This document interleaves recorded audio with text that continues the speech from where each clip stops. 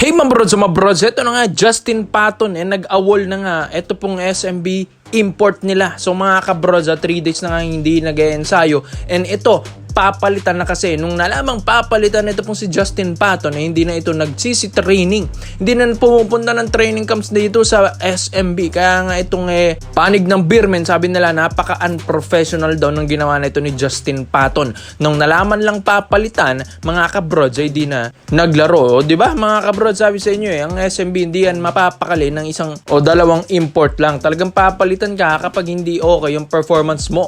So ito na nga mga kabrods, ayon din dito kay Team Manager G. Abanilla ng San Miguel Beermen, help is coming nga daw. Ito na nga, Benny Boatwright Jr. Yes mga kabrods, ang former PBA champion na napa-champion lang naman ng SMB nung Commissioner's Cup 2023 to 2024. So mga kabrods, ito, nakita ko rin, ito pong story ni Benny Boatwright Jr. Yes, ngayon lang, kahit tignan nyo pa, ito pong social media account ni Benny Boatwright dyan sa Instagram niya, na ito, nandito na siya mga kabrods sa Manila, Philippines mga kabrods, kung saan talagang tinanggap ni Benny Boatwright Jr. yung call ng SMB sa kanya. Ito na kasi yung dapat talagang ipapalit dun sa first import ng SMB, pero talagang sinubukan muna nila ito pong si Justin Patton mga kabrods. Pero yun nga, hindi nila nagustuhan yung performance. Okay nga yung first game ni Justin Patton, pero yung mga remaining games nito sa SMB hindi naging okay. Kaya itong si Benny Boatwright na ang talagang tatawagan nila mga kabrods. Pero ito, good news sa lahat ng SMB para sa akin na ito na yung official import nila. Dahil sa nakita kong story and proof na nandito na si Benny Boatwright Jr. and mismo sa kanya na nanggaling yung picture mga kabrods na nandito na siya. And ito na, official na nandito yung inyong former champion import ng San Miguel Beermen na si Benny Boatwright Jr. So ito mga kabrods, first time lang ni Benny Boatwright noon nung 2023 na naglaro dito sa PBA. And yun, guess what mga brods? Doon pa niya napa-champion ang San Miguel Beermen. Biruin nyo, first pa lang niya yan pero napa-champion pa niya agad ito pong SMB.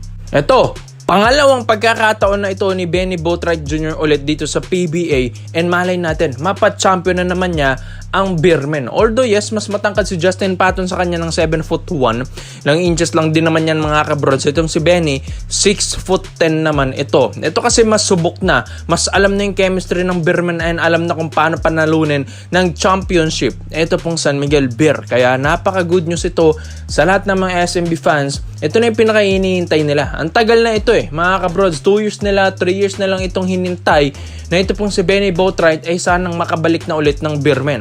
Pero yun nga, sa dami na itong kontratang offer, dahil syempre, ikaw ba naman mag-champion sa PBA, kaya offeran ka talaga ng iba't ibang kupunan o iba't ibang liga. Kaya nga napunta ito ng San Shilong, CBA, na-offeran siya doon.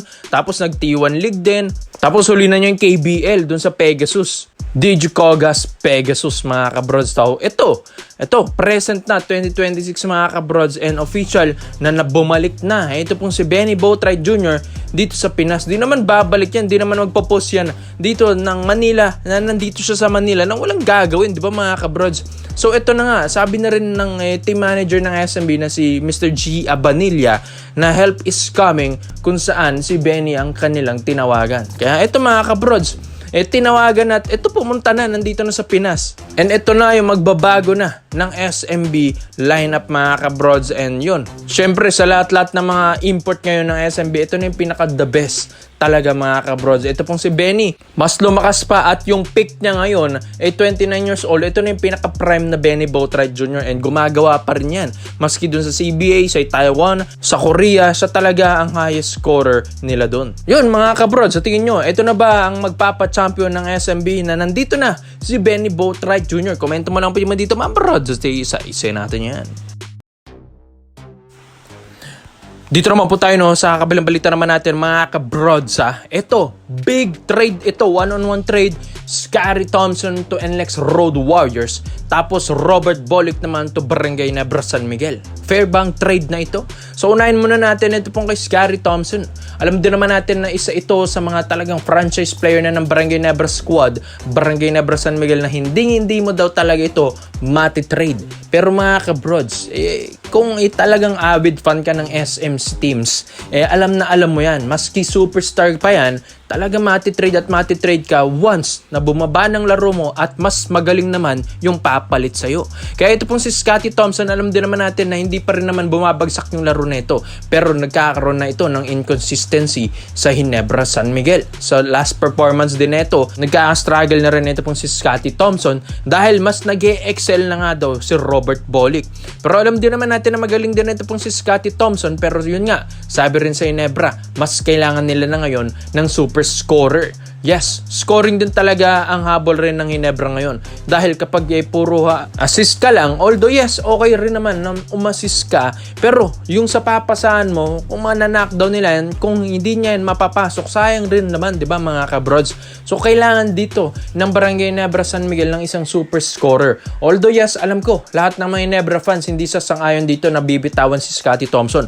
Pero kung business is business, kung para sa benepisyo ng koponan or win-win situation naman sa dalawang koponan na ito, hindi rin talaga malabo na mangyari. Ito pong trade na ito mga kabrods. Pero yun nga, kasi itong si Scottie, yung hustle plays, rebounds, assist na ito mawawala. Yan ang mamimiss ng Ginebra squad. Pero ang papalit naman ay isang lehitimong scorer na katulad ni Robert Bolick. Mga fearless drive, yung mga talagang clutch shot ni Robert Bolick, yung mga 30 puntos pataas na kanyang ginagawa every game. So mga kabrods, kay Berto kasi consistency ang nangyayari na sa kanya.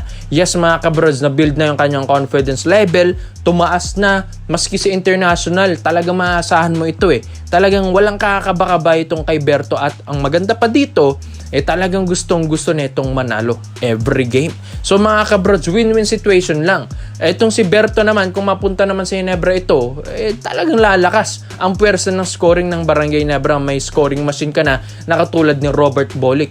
And although yes, mawawala yung Scottie Hassels, pero magkakaroon ka naman ng consistent scorer sa iyong koponan. Dahil syempre, sa outside shooting pa lang, mas maaasahan mo ito pong si Robert Bolick. Dahil grabe rin kasi pag uminit ito. Maski sa perimeter, maski sa jumper mga kabrods, maski nga sa assist kayang-kaya rin yan ni Robert Bolick, maski sa depensa mga kabrods. Si Berto, hindi lang naman scoring ang specialty nito, maski sa depensa maaasahan mo ito. Sa guard position din, and 6'1 or 6'2 rin ito pong height ni Berto at magandang height na ito. Tapos mga kabrods, maaasahan mo rin sa mga hustles, rebounds mga kabrods. Yes, kung kumbaga, yung hustle neto ay parang hindi rin sila nagkakalayo ni Scottie Thompson. Mas angat sa hustles and stats si Scottie Thompson, pero pagdating naman sa scoring mga kabrods, ito yung pinaka the best para sa Ginebra, yung scoring ni Berto Robert Bolick. Yan kasi ang na-miss na ngayon ng Ginebra, wala na silang lehitimong scorer. Dati okay pa nung nandyan pa sina Tenorio, sina Hilterbrand, Kagiwa, mga legit scorer talaga yan mga kabrods. Pero nung nawala na, wala na, puro hassles na lang ang nangyayari. Kaya mga kabrods, okay rin. Ito pong trade na ito, ito pong one-on-one trade na ito, win-win situation lang din. Malakas si Scottie Thompson, malakas din si Robert Bolick. Parehas lang din naman sila ng trade value mga kabrods. Kaya sa tingin nyo mga brods, sino ba ang dehado at yamado sa trade na ito? NLEX ba o Ginebra? Kaya komento mo lang po nyo dito mga brods at isa-isa natin yan. Salamat po sa panonood mga brods. This is Basketball Trade Ups and lang. I'm out.